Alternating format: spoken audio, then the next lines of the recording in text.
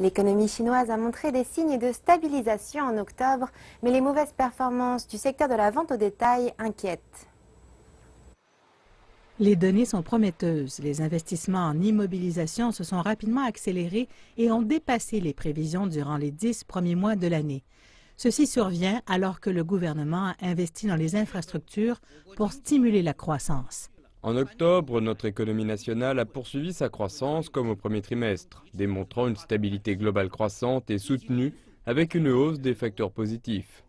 Les placements immobiliers ont atteint 6,6 % alors qu'ils étaient à 5,8 % lors des 9 premiers mois.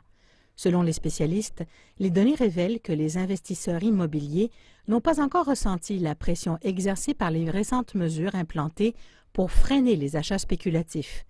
Les responsables prévoient que les liens s'accéléreront ou demeureront au niveau actuel. Le niveau était assez bas l'an dernier, ce qui rend la croissance des placements immobiliers plutôt haute cette année. Les niveaux de novembre et de décembre dernier étaient aussi assez bas. Alors je crois que les placements immobiliers vont continuer de croître en suivant la poussée actuelle et ne ralentiront pas abruptement. Le raté le plus surprenant du mois d'octobre, ce sont les ventes au détail qui sont à leur plus bas niveau en 5 mois à 10 %, alors qu'elles étaient à 10,7 % en septembre. Mais il a aussitôt déclaré qu'il était trop tôt pour dire si ce ralentissement allait perdurer.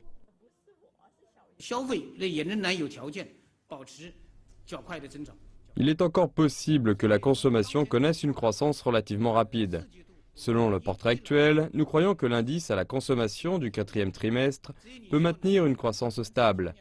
À savoir maintenant si la Chine atteindra ou pas ses cibles et ses objectifs fixés cette année, entre 6,5 et 7 %, je crois qu'il ne sera pas difficile d'atteindre plus de 6,5 %.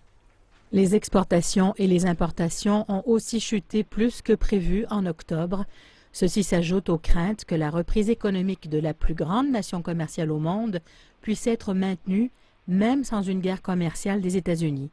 Durant sa campagne électorale, le président nouvellement élu, Trump, a fustigé la Chine, alimentant les grands titres en déclarant vouloir imposer de 45 % les biens chinois importés.